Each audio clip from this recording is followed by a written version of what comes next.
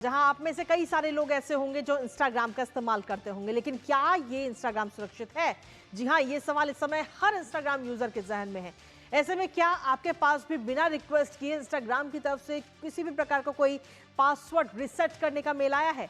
और अगर इसका जवाब हाँ है तो आप ऐसे अकेले यूजर नहीं है, क्योंकि पिछले कुछ दिनों में दुनिया भर के यूजर्स के पास ऐसे कई मेल आ रहे हैं जिनमें पासवर्ड रिसेट करने का नोटिफिकेशन होता है और इसमें ये कयास लगाया जा लगा है कि इंस्टाग्राम यूजर्स के डेटा लीक होने की कोई घटना हुई है।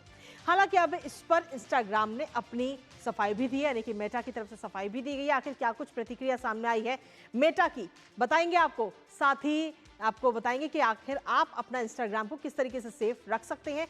लेकिन उससे पहले आपको दिखाते हैं इंस्टाग्राम यूजर्स का डेटा लीक। तो इंस्टाग्राम यूजर्स का जो है वो डाटा लीक होता हुआ इस समय कहीं ना कहीं नजर आ रहा है और ऐसे में 1.75 करोड़ यूजर्स का जो डाटा है उसे लीक करने की बात इस दौरान कही गई है। लेकिन इसके साथ ही सिक्योरिटी कंपनी जो है मालवेयरबाइट्स, उसकी तरफ से ये रिपोर्ट सामने आई है और इस रिपोर्ट में ये दावा किया गया है कि जो इंस्टाग्राम के यूजर्स हैं उनका डाटा लीक हुआ है, डेटा ब्रीच फोरम पर सार्वजनिक कर दिया गया, यानी कि जो डार्क वेब है उस पर ये डाटा पब्लिक कर दिया गया है। डार्क वेब पर फोन नंबर और ईमेल लोगों के मिल रहे हैं।